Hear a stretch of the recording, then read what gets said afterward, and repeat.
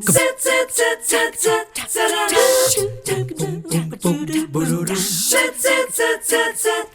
morning. So nice to have you join us on a beautiful summer's day. If you're feeling the heat, you are not alone. And if you want to make sure you feel the cool, you are in luck because Jake Self is here with Hiller Plumbing, Heating, Cooling, and Electrical. Cooling is the operative word because you're about to get super busy on those heating and air conditioning units, right?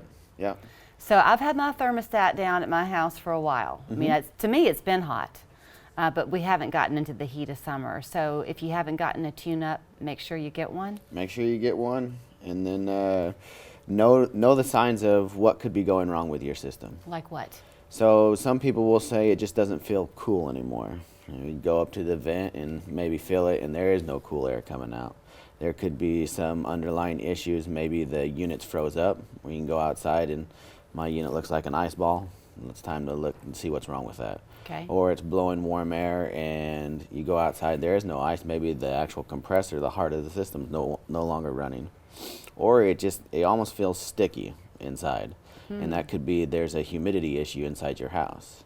Maybe there's a charge issue, or maybe we need to look at doing a dehumidifier in your house. If you have you have to put your HVAC unit where you can. A lot of people do at their house. They don't always have a lot of options. So if your unit happens to be on the side of your house that gets a lot of direct sunlight, does that make the thermostat inside your house not run as effectively? No, ma'am. Is that a total girl question? Yeah. Well, I mean, it's a valid question because, yes, for whatever reason, and my guys will attest to it, that outdoor unit always seems to be on the hottest side of the house. Yeah, why? Just how the things are built. Normally, they try to get it away from living areas, but not right next to the bedroom, so the harmonics of the system aren't messing with our conversations. Okay, so I mean, most of us have probably had this experience that if it's an 84-degree day, things just hum along great. Then you hit the 98-degree day, and all of a sudden, long about 3 o'clock in the afternoon, you've got it set for 72 and your inside temperature is 78. Why is that? What's your go-to answer usually? Well, go mine ahead would be and dial that that down more? Oh, like what would I do? Yeah. My husband would. Mark would be the one to lower it down to 67, and I'm the one yelling saying, why are you doing that? It's set at 72 and it's not reaching that point, so why go lower? Exactly. Am I right? Yes, you are right. Oh, shake my hand. So, but why is it doing that? Well, you start talking about capacity issues. That unit is designed to run optimally at some point in degrees. Right here, our building standard is 95 degrees. Well, we have those days where we get above that.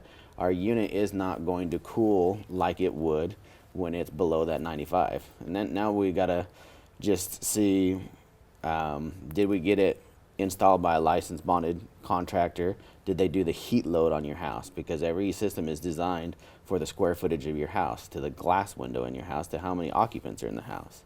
It could be a sizing issue, or it could be that the heart of the system, the compressor, is starting to get weak, therefore it's not giving you the cooling that you should have. Okay, so is this what I heard from you, that the units are really not designed necessarily to take heat much above 95 degrees? That Did is you say the that? industry standard for here, because how many days do we stay above that very often? Okay, so kind of do your own self-check at home, and if it's a hot week of heavy 100-degree days, then if you have a problem, that's kind of to be expected. Don't press the panic button. Could be. Don't press it. But if you haven't done any of your maintenance type issues, we probably need to look at it. Okay, let's talk about you coming then to look at it. What does a maintenance check look like, and is the Hiller Club still a thing? The Hiller Club is always still a thing, and there's always the option to buy at a lesser rate if you ask my technicians while they're there. But the big thing is we're going to check all components. And we're going to wash that outdoor unit, and we're going to give you... Wash it? Wash it. Wash the outside one. Okay. Absolutely. Make sure all it's clear of debris and everything else. Okay. Then a big thing to know is everybody wants to save budget and plan on catastrophic failure, right? Well, we're getting ready to see another 30% increase on the cost of equipment at the end of this year, because the government has mandated that we get something that, again, is more energy efficient and more Environmentally protective. go. So buy now. If you're able to, or plan Okay. accordingly. All right. Here's where you can reach him.